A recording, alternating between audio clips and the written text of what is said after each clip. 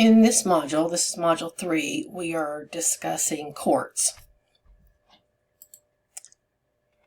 Courts in the U.S. are unique institutions that are designed to uphold justice and fairness. Courtroom decor and decorum are vital to maintaining respect for legal proceedings. Judges, attorneys, and clerks each have distinct roles, and civility ensures that proceedings remain professional and impartial. The adversarial system assumes truth emerges from two sides presenting arguments before a neutral arbiter. It protects rights and emphasizes fairness, but can also lead to high costs, unequal outcomes, and lengthy delays.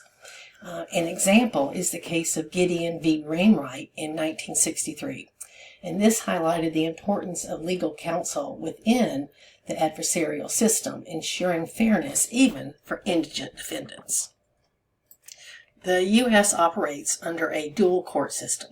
At the federal level, courts include the Supreme Court, appeals court, and district courts. States have their own systems, typically consisting of the highest court, an intermediate appeals court, and trial courts. Two key administrative bodies oversee the federal courts. The Judicial Conference establishes policy for federal courts, while the Administrative Office ensures these policies are carried out effectively, overseeing budgeting, staffing, and operations. Court unification refers to consolidating state court systems into a single centralized system. Its benefits include improved efficiency, consistency across the courts, and financial advantages. Judicial administration focuses on how judges manage cases in courtrooms, while court administration addresses staffing, scheduling, and resources. Judges often serve as both legal decision makers and administrators. Judges may be chosen through partisan elections, nonpartisan elections, appointments, or a merit system. Codes of conduct guide their judicial behavior, emphasizing impartiality and the avoidance of even the appearance of impropriety. Judges also balance legal rulings with administrative duties. They face stress from caseloads, public expectations, and the responsibility of impartial decision-making. Civility and professionalism are essential for courtroom credibility. Courts are not immune to violence. Threats and attacks can endanger judges, attorneys, and staff. Threat assessments and enhanced security measures are vital to protect courtroom personnel. The CSI effect, and I'm not referring to the television show, refers to the influence of crime television shows on jurors' expectations of forensic evidence. It can lead to unrealistic demands for scientific proof, complicating prosecutions and defense strategies from those shows. Now, problem-solving courts are more specific courts, and they address the underlying causes of crime.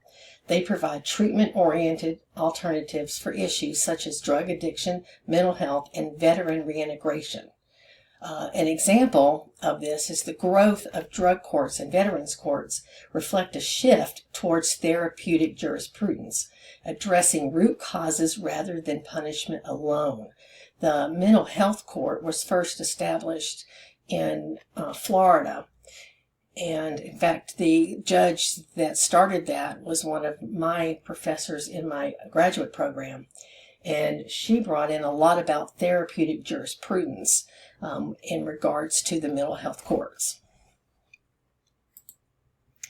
Now, trial delays can undermine confidence in the justice system. Courts use different calendar systems to manage cases. They have master calendars, which are cases assigned centrally, and then more individual calendars that the cases are assigned to specific judges. Now, an example of this is Barker versus Wingo in 1972 established criteria for determining where the defendant's right to a speedy trial has been violated. The ADR, Alternative Dispute Resolution, refers to resolving disputes outside of traditional trials. Mediation, arbitration, and restorative justice approaches can reduce the court caseloads and help promote faster, less adversarial solutions. Courts not only interpret the law, but also shape policy through precedent-setting rulings. The U.S. Supreme Court, in particular, plays a pivotal role in determining the scope of constitutional rights and limitations. Media attention on high-profile cases can impact public perceptions and judicial proceedings. Courts must balance transparency with fairness and protect trial integrity during this heavy media scrutiny. One case example is Shepard versus Maxwell in 1966. This emphasized fair trial rights amid extensive pretrial publicity that really shaped court-media relations.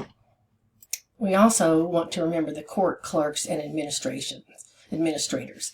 They manage the day-to-day operations of the courts. Their tasks include financial management, human resources, jury administration, and technological support, all of which will ensure a smooth court functioning.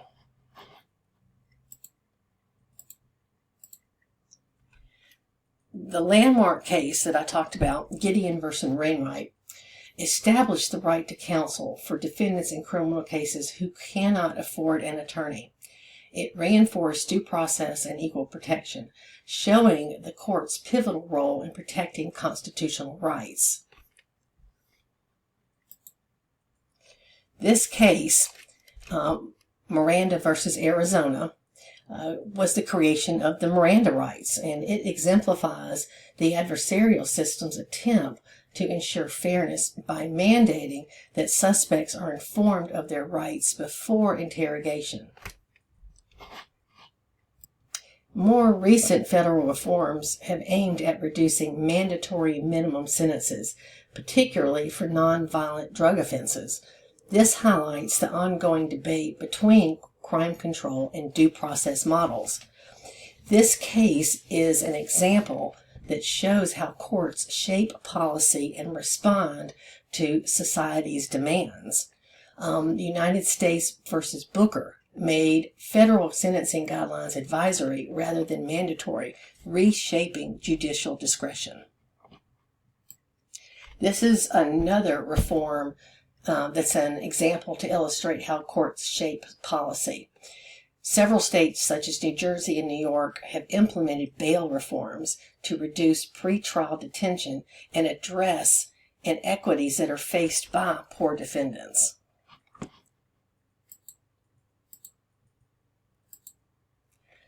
Again, talking about problem-solving courts, drug courts, veteran courts, and mental health courts are modern reforms that are designed to address the root causes of crime and reduce recidivism through rehabilitation-focused approaches.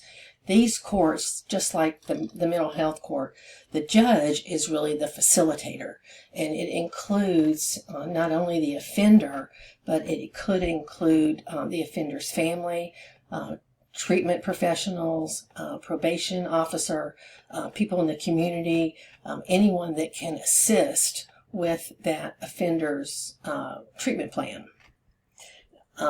The growth of drug courts and veteran courts reflect a shift towards the therapeutic jurisprudence, as I mentioned earlier. And this is just a further example of addressing the root causes rather than just sentencing punishment.